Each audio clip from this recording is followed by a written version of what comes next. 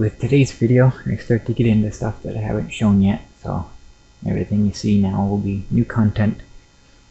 It's now the next day, it's June 25th now, and we had thunderstorms forecast for today, so I started up the weather cam. Not any idea what was going to happen. I just knew I'd be asleep when it started, so I get it on camera, whatever is going to happen. So while I was asleep, it became a severe thunderstorm watch. I had no idea.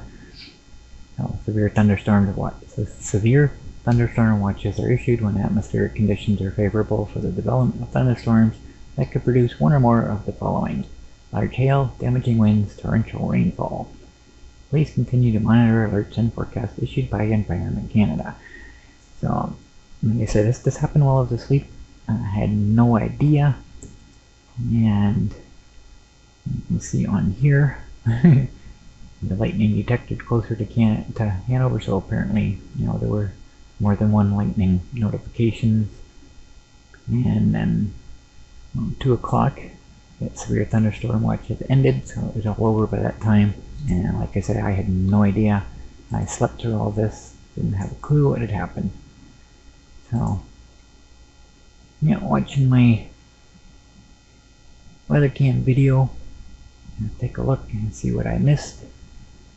And this is 100 times, so clouds weren't moving all that super fast, because the speed, I normally show these at 50 times, so it was quite slow moving, so I had to speed it up to 100 times this time. I have no idea what camera I was using here, I don't remember, but I'm pretty sure this is my H9.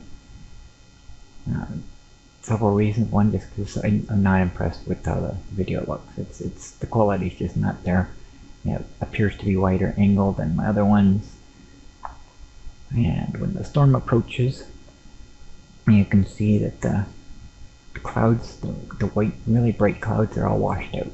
So that kind of tells me right there that it's my H9.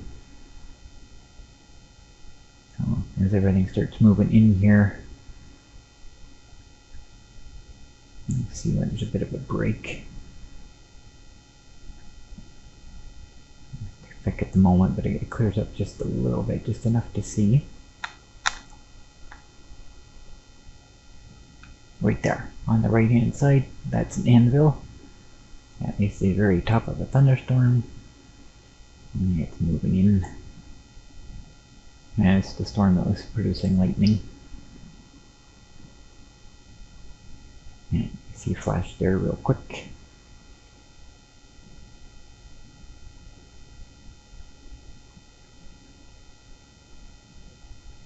And that's pretty much the end of it right there. There's a little bit more that comes by after, but it's all to the south. You can sort of kind of see it on the horizon. That's about it. You can tell there's rain in it. Like I say, all the details is totally washed out here. That's what makes me think it was my H9. So I'll get into the actual speed and play it as it actually happened. And you can see the raindrops here. Absolutely huge. Very, very large raindrops. That's very loud. And you can see occasional flash, lightning, you hear the thunder. I'm really not sure how I slept through this, but somehow I did. Heavy rain like this usually wakes me up, but in this case it failed to do that.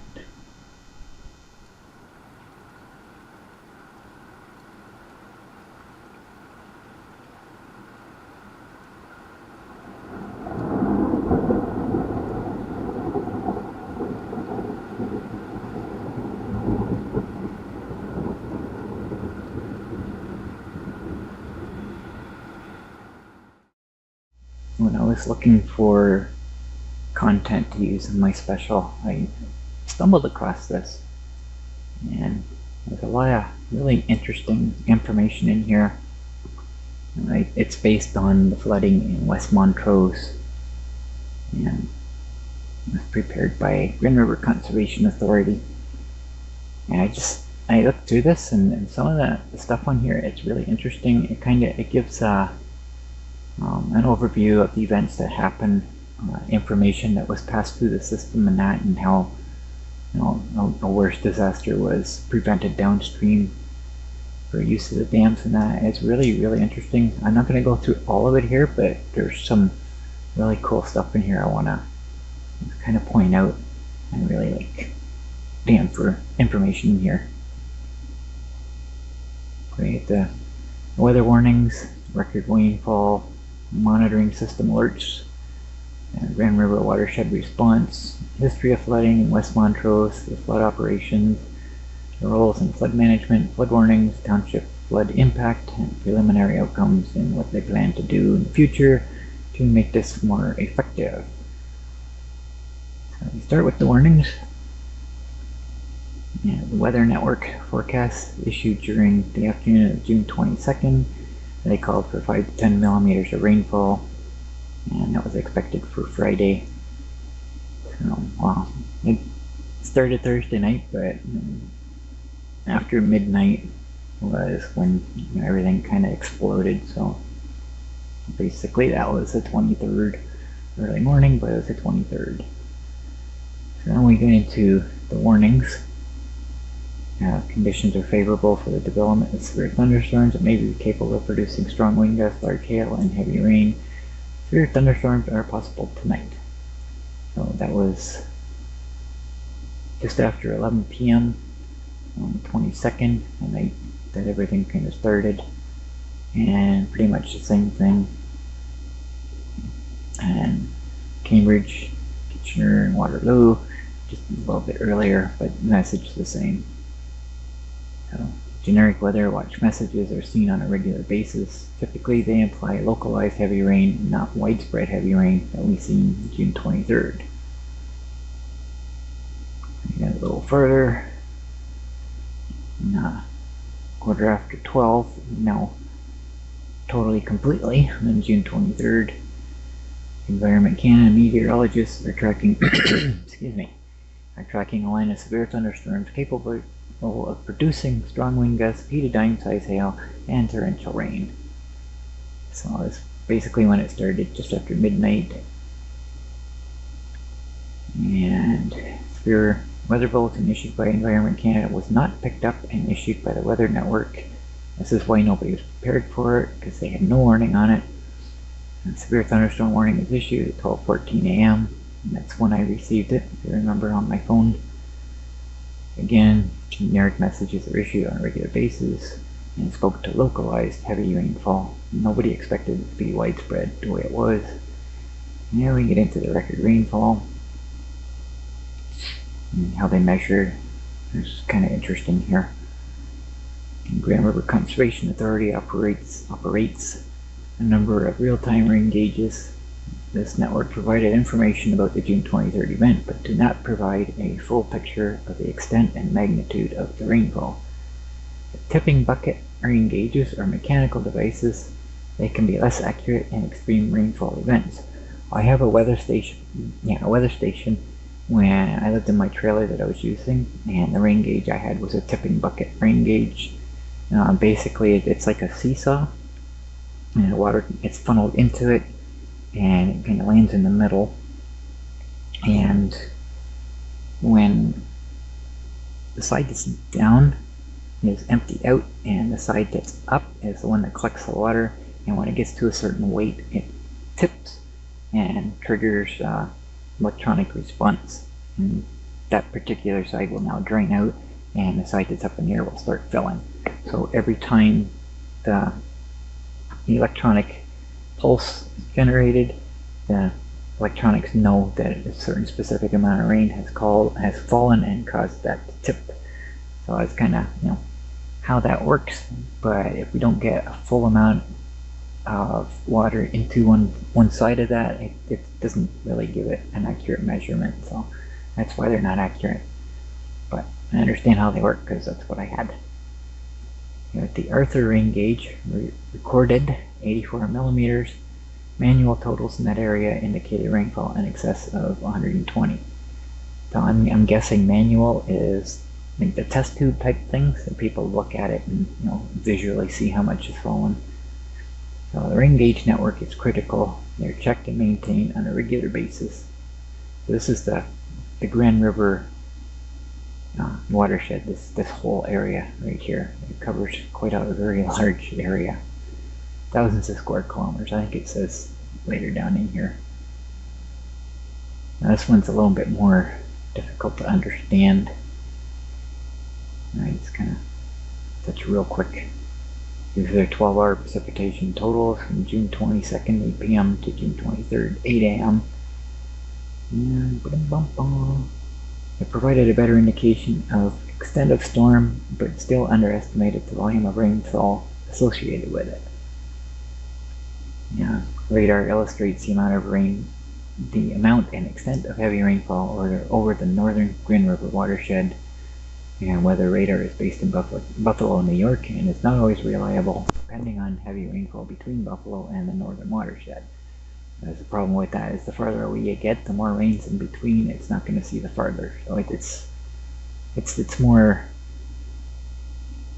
not really an estimate. It's kind of a general indication, I guess you could say. So early in the morning when the daylight showed, this is the Grand Valley area. It's showing the flooding already. Oh, the Luther Dam. I was going to Google this. I don't know exactly where it is. I kind of forgot to do that before I started this. I just don't feel like it now. But the Luther Dam is upstream. Where was that? Oh, there's Luther right there. It's up in Dundalk. Okay, I know where that is, Arthur. This is Highway 6, somewhere in here. Arthur and Guelph. Okay, so Highway 6 runs between Arthur and Guelph. Or I should say they're both on Highway 6, so Highway 6 will be in this way. So Luther Dam is up here. I kind of have an idea where that is, but without showing the actual highways on here, it's kind of difficult to tell. So okay, at least now I know where the Luther Dam is. So that kind of plays a part in here. Okay, rainfall amount information has been compiled from a range of sources to document this event. Sources include monitoring sites at the GRCA dams, Maitland Valley Conservation Authority, private landowners, I have no idea what that is, and Environment Canada. Over a 2-day period, totals exceeding 100 millimeters, and in some cases 130 were exceeded. And majority of rainfall occurred between 3 a.m. and 6 a.m. based on rain gauge data over a large area. The Luther Dam recorded 100 millimeters over a 3-hour period of time. Okay, that's the explanation of what that is. A community collaborative rain, hail, and snow network. I have never seen that before. And it's a clickable link, so let me check that out later. But I'm getting the impression that this was prepared rather quickly, simply because of all the spelling mistakes in here. Like here, in some case, it should be in cases, and ahead there's a couple other ones. So this is issued January 20 or June 24th, so it was the day after, so it was probably compiled pretty quickly. A bit of a summary here. 1-day rainfall total at Luther Dam is the highest daily total rainfall recorded since 1950. 3 characteristics made this storm very uncommon. 126 millimeters is a very large volume of rainfall. 3 to 4 hours is a very condensed time period. And this storm covered a very large area, approximately 1/3 of the watershed, which is several thousand square kilometers. So, it was quite a storm, I'll tell you. Now we get into the alerts that happened during this event. This is kind of interesting. I haven't seen anything like this before, so I was really interested in what was being said here. So, first voice alert notified Grand River Conservation Authority duty officer of 25 millimeters of rain received in 24 hours. That was at 3:15 a.m. And then senior operator on call notified shortly after 3:30 a.m. by duty officer, and dam operator Dam operators dispatched at 4 a.m. Then we had the director of engineering notified at 4:50 a.m. initiated the GRCA Flood Operations Center at 5:40 a.m. There's a lot of time delays in here. 3 to 4, or 3:30 to 4, and then 4 to 4:50, and then 5:40. There's a lot of time in between all this, and I think that's one of the issues they're looking at, is to speed up their response time.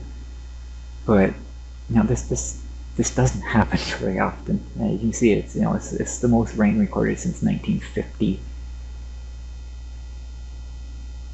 That's like 57 years ago, so it's not something that they're really accustomed to. So it's no surprise that things didn't go as smoothly as they should have or could have. So that's what they're looking into, to improve all the response times and everything. Okay, so by 6 a.m. rainfall total was 120 millimeters at the Luther Dam. The inflows already rising to large dams, Highway 25 flooding in Grand Valley.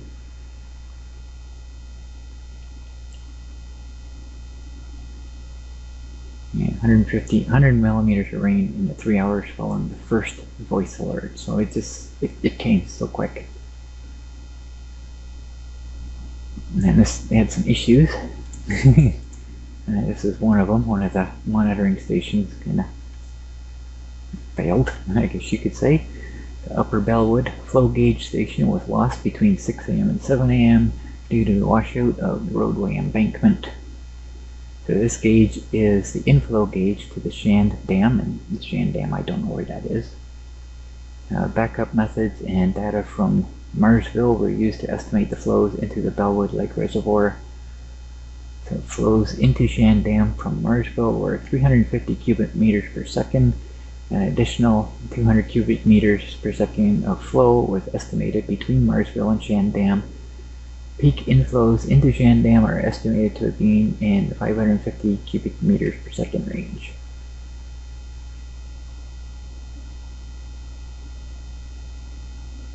Okay, large volume of rainfall, 120 millimeters, is the highest daily total in 63 years of records. More than 1.5 months of rain fell in 4 hours. Unforecasted intense rainfall covered almost 1/3 of the watershed, a very unusual weather pattern.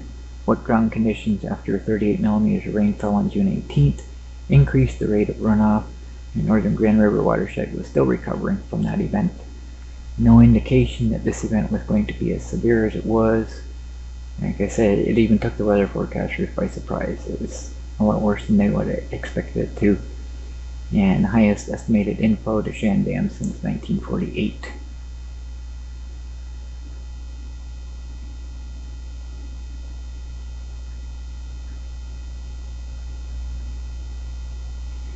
Okay, river system above Bellwood Lake responded very quickly to the rainfall event, and flow into the reservoir increased from 5 cubic meters per second at 1 a.m. to 400 cubic meters per second by 11 a.m. And post-event analysis now estimate inflows to the Shand Dam were in the 550 cubic meters per second range. And I explain later on why there's a discrepancy between these two. The unexpected double peak on Irvine River, which is one of them, presented a challenge for the operators. Increased flows through West Montrose. And the problem with the Irvine River is between the dam and West Montrose, and there's no regulation on that river. There's no way of controlling the flow. It just whatever comes into it is going to drain downstream. So let's kind of give an indication here. 1 a.m., 2 a.m., 3 a.m., 4 a.m. Just how quickly the water rose up, and the increased flow rate that was released from the dam to regulate the incoming water. Yeah, and the delay here. This kind of neat how they describes how they regulated the flow downstream to keep the flooding from being worse than it actually was. Excuse me. A delaying discharge from Shand allows for Irvine River to peak downstream of Elora. The discharge was stepped up gradually, as they show here. And the second peak on the Irvine River was unexpected and increased the peak through West Montrose from the forecast 400 cubic meters per second to 500 cubic meters per second.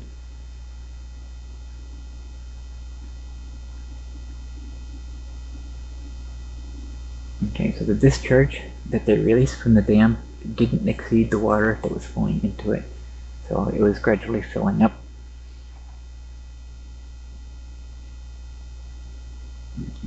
River flows through West Montrose peaked just above 500 cubic meters per second. The last time rainfall caused flows through West Montrose to exceed this was May 1974. In May 74, flows peaked at 674 cubic meters per second. And West Montrose is also subject to ice jam flooding, and during those events, they can temporarily exceed those that were seen in June. Temporarily, because once the water rises, the ice tends to rise up with it, and once it gets to a higher level, it spreads out and it releases and allows that to happen. That happened in my hometown, 1970. I remember it as 1979, but other people say 74, but it was a long time ago. We had an ice jam which caused some worst flooding I've seen in Paris at that time. I actually, in my life, because I don't think I've seen anything like it since. Even with this event, the water didn't go up as high as that. And once it got to a certain height, it was a really loud crack that just suddenly shot all the way down the river, and ice started moving. I was very young at that time. If it was 1979, I was 12 years old. I remember it quite vividly. So as far as ice jams go, the highest recorded ice jam in West Montrose here was February 1981. Observed water elevation was the equivalent of 552 cubic meters per second. And flooding due to rainfall is a rare occurrence in that area. There's viewing of it. So we got some pictures. There's something here specifically that I'm looking for.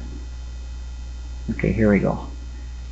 It's estimated that the peak flow through West Montrose would have reached 743 cubic meters per second without the flow reduction provided by the Shand Dam.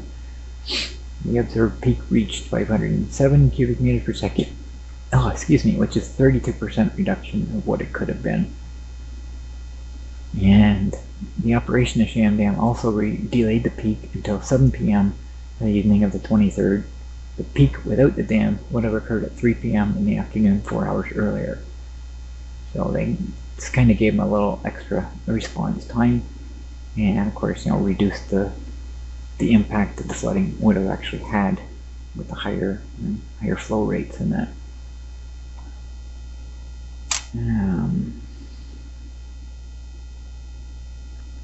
Over the last 49 years, the village of West Montrose has flooded at least 13 times. Without the Shand Dam, the village would have flooded at least 32 times, so excluding the ice dam flooding. Even with limited flood storage capacity, Shand Dam helped reduce downstream flooding, and without the dam, the flows during this event would have exceeded in May 1974.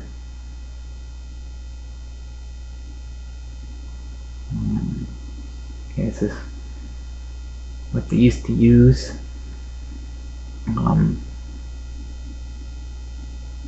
The information that they have for flood models is what they use to show what the flooding was like with this event. What else we got here? Okay, and we get the new models that they use now based on elevation, digital enhancements and stuff. So this we have to use to estimate the flood depths. Best efforts to date to estimate the depth of flooding during the June 23rd event. I keep saying here, your larger version is available for viewing later in the meeting. Your comment and feedback are welcome. And this all, I will provide a link to this, the PDF that I'm looking at here, obviously. I'll provide a link to where it is on the website. If you want to look at the rest of it later, you can. It's a lot of really interesting stuff here. But with the new models that they have here, they show the floodplain, and with the flooding, the extent of the flooding would be based on what type of event it is. So here we get the 2-year event, 5-year event, 10-year event. To give an example, a 2-year flood implies any given year there's a 50% chance of being flooded. So a 5-year event would be 20%. A 100-year event, I'm not sure what that would be. Oh, it'd be like 1%, I guess. So we had a 1% chance of this happening this year, and that 1% became, a reality. It became 100% actually. So this type of mapping helps communicate the risk of flooding. And again, larger version, which would probably be, clickable or whatever, full screen, in my guess anyways. I think there was one more.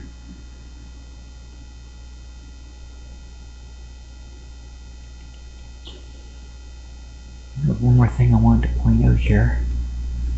So before this rain event, the dam was 88% full, and was normal for this time of year based on the reservoir's operating policy, and it serves a dual purpose of flooding mitigation and flow augmentation.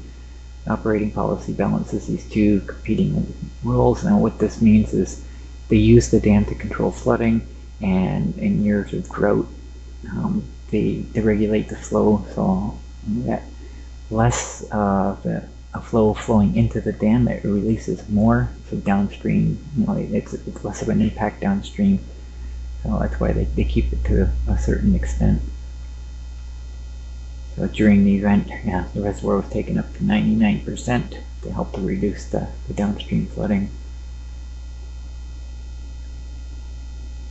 Now, I'm going to skip over this one.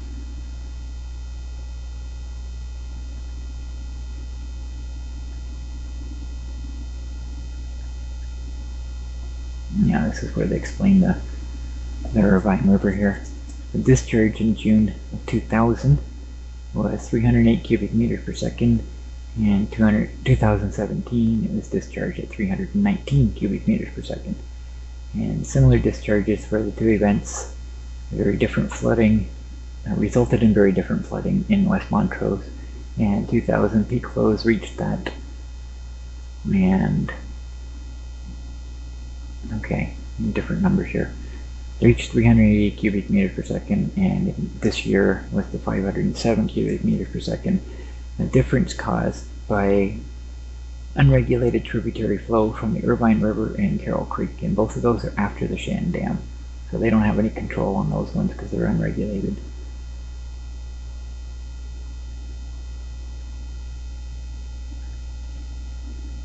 With the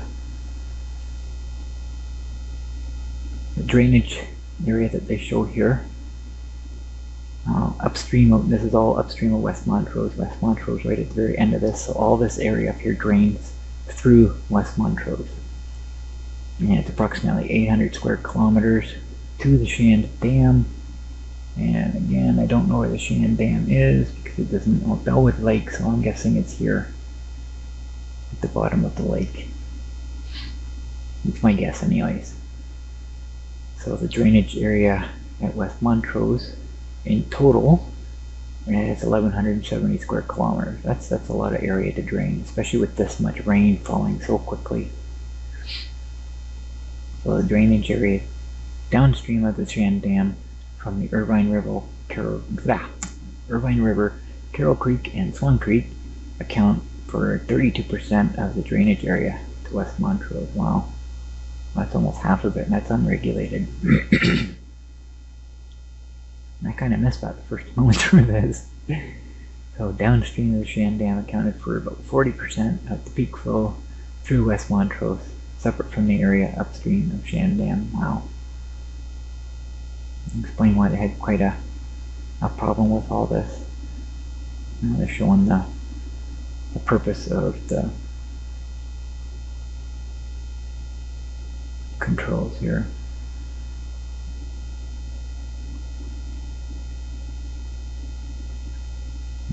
the rest of it is just, recap of the communication between the different levels, and it's showing, where the flooding was. That's kind of neat. It goes by, creek by creek and river by river, which is kind of neat. And it wasn't just West Montrose that they were monitoring. And you got several areas of Woolwich Township were flooding simultaneously on June 23rd. During this event, township staff and emergency services were responding to flooding in West Montrose, Elmira, St. Jacobs, Conestoga, and Breslau. And Breslau, I didn't know. I missed that one. Apparently, that is, I believe, the southeast of Kitchener, Waterloo area. I know it's east. I think it's southeast. I know where it is. It's just on the map. I'm just not entirely sure.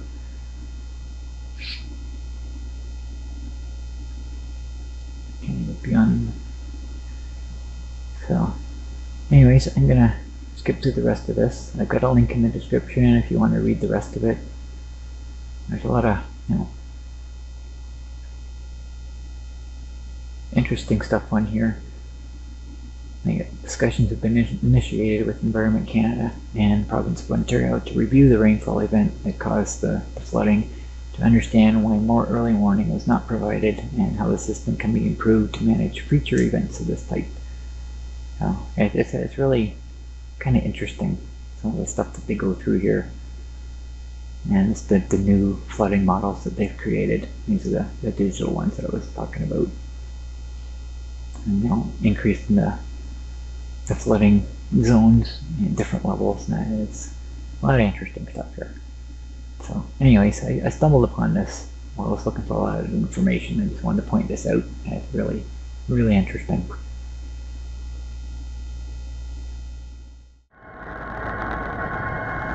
So heading down to the rail trail now. All the water should be gone. I'm gonna go see how much damage there is. I come up to the stop sign here and I can see somebody coming up in my mirror. And I'm thinking it's Mateo on a scooter, but nope, it's Charlie, his brother. You're talking to him. Nope, there comes Mateo on his gas-powered mountain bike. Right to the stop sign. Nice going, Mateo.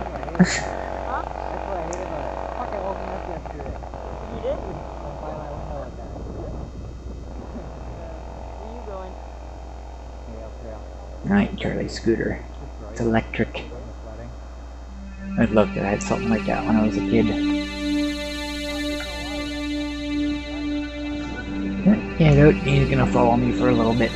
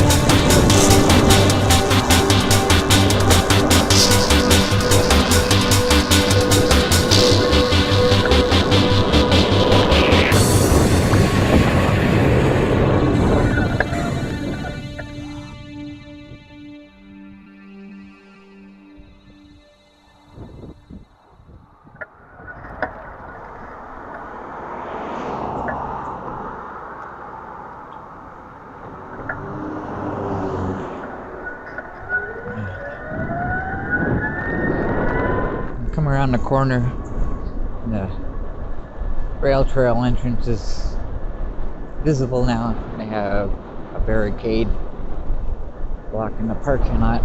As long as I can get into the trail, that's not a problem. I can get around that. It was pretty messed up, the erosion.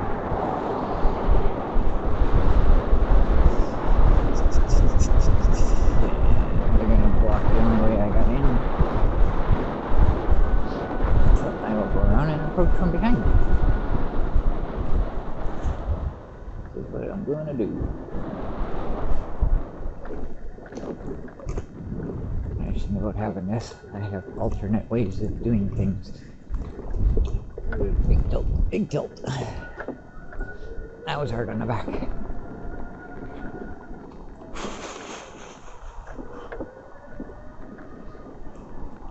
I know this is hard to drive through, but excuse me. Well, at least now I can see the holes. I know what I'm driving into without the water being over them.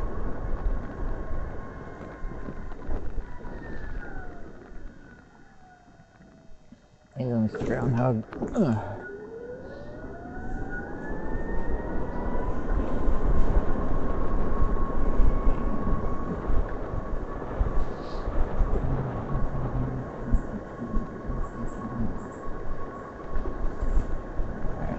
Here, the town truck might have been through here. I see tire tracks, I'm just not sure. Yeah, this is since the flood, definitely.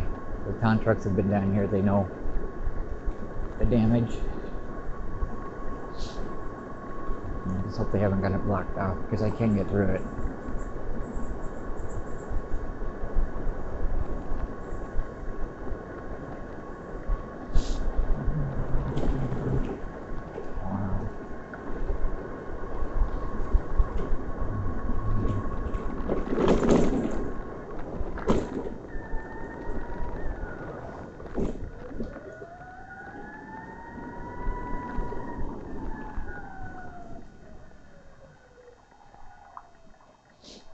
Oh. I don't know, man. Okay.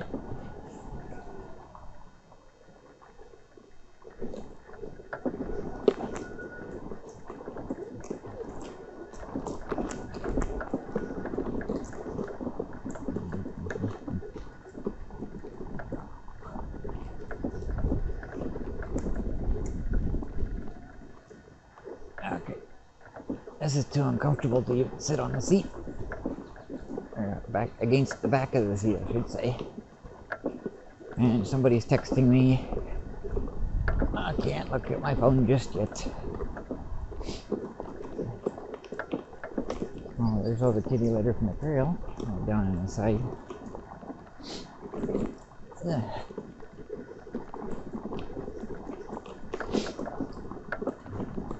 Right down to the gravel from when the train tracks used to be here.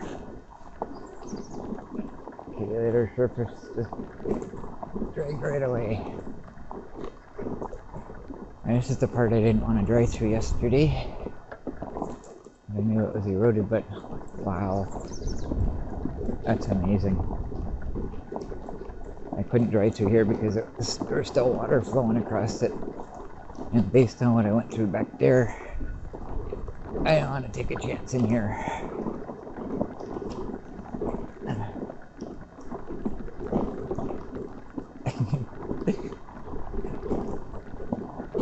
This is really hard on the wrist. I can only drive with one hand because I'm holding my coffee. It's really killing my wrist.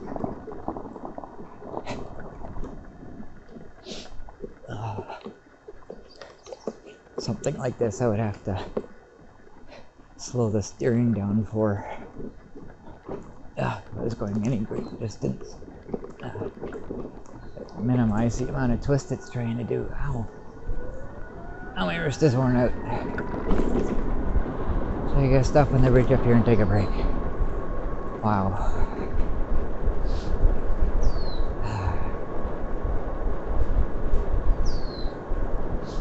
So I could have made it through here yesterday if I got past that part, if I was brave enough to try going through the water without seeing what was under it, but I really didn't want to take that chance. Not exactly a place to get stuck. Oh, whoa, whoa, whoa, whoa, whoa. I didn't know this was here.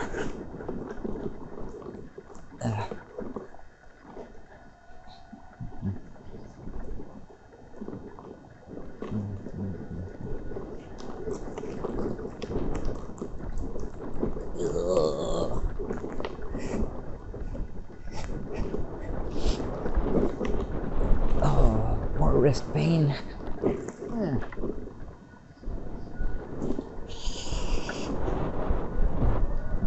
Oh, chipmunk. Yeah, these poor chipmunks. Chipmunks and mice are all over the trail. When the water was rising, they're all scrambling to higher ground. Poor things. Their homes are getting flooded out. Ooh. Oh, there's a big hole. A sinkhole. Okay, so apparently I gotta watch where I'm riding.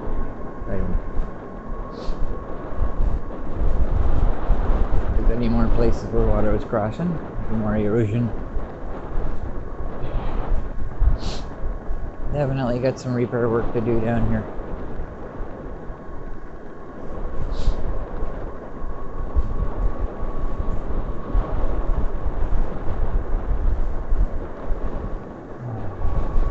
Everything's dirty now from the water. Hey, more erosion.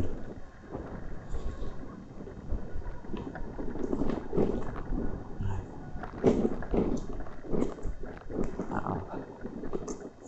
And the water must have been really, really high to be up on here like this. Ugh.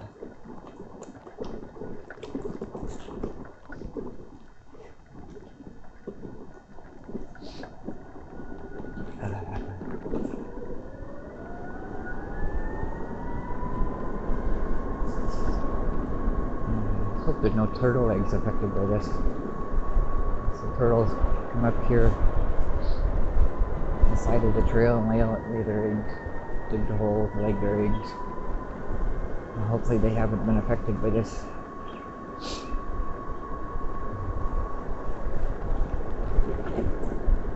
Snapping turtles, if I'm correct, are on the endangered species list, and that won't help their populations any. Water's still up in here. And it's still up quite a ways. I feel a little safer going across the bridge today.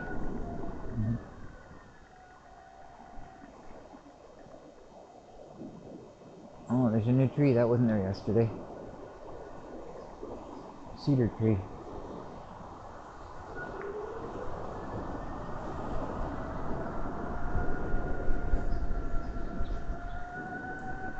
Wow.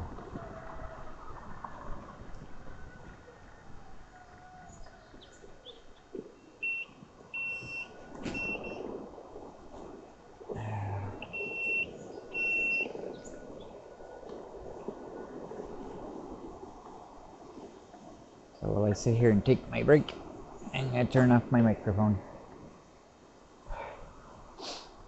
I got through the part I needed to get through anyways.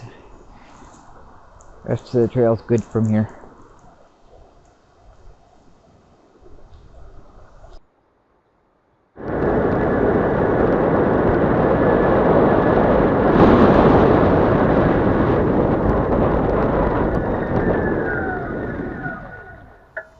Hello, Mr. Tree. This is probably from the storms earlier today. What I was talking about earlier, when we get the storms, wind and that, all the dead trees along the trail tend to fall over. Apparently this was the one that decided to come down today. Every once in a while the town guys come through and they cut down a whole bunch, but there's so many dead trees down here. This is every year there seems to be more of them. They come down and create a nice little cleanup job.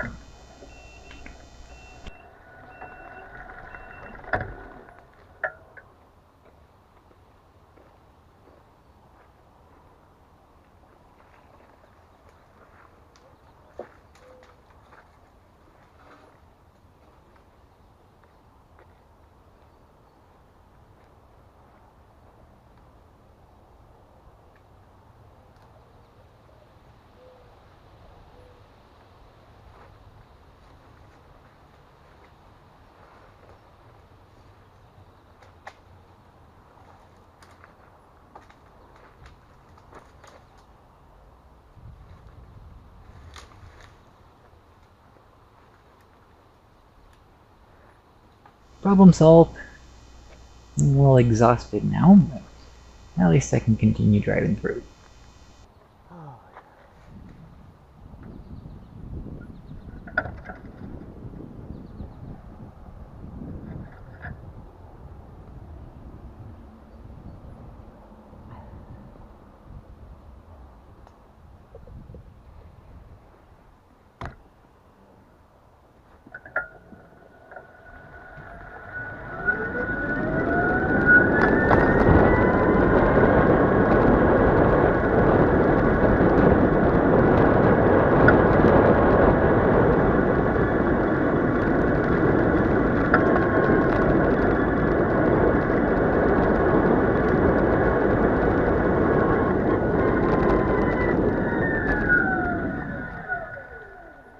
Now I gotta get off again. Move the barricade out of the way so I can get out.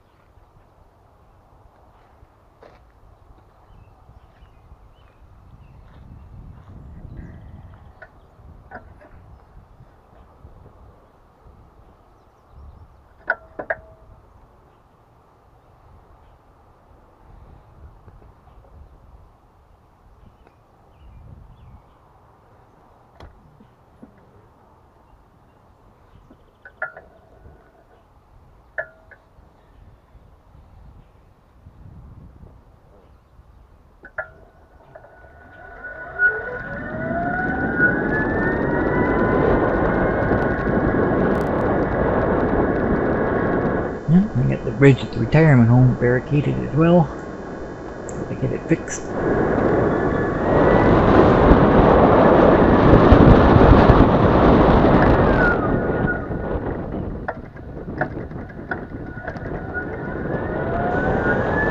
Yeah, one final look at the park. Water's draining pretty good now. Not a lot left, but the water that's in there is going to be there a while. It always takes a while for it to fully, completely dry up. It's like a big bowl.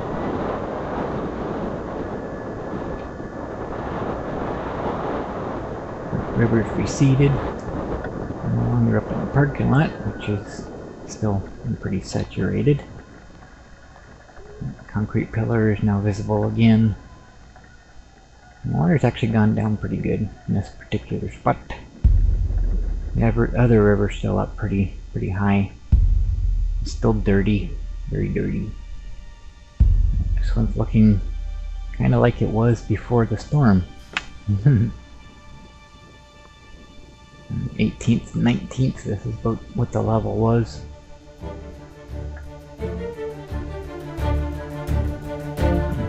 It'll take a while. It's way down now.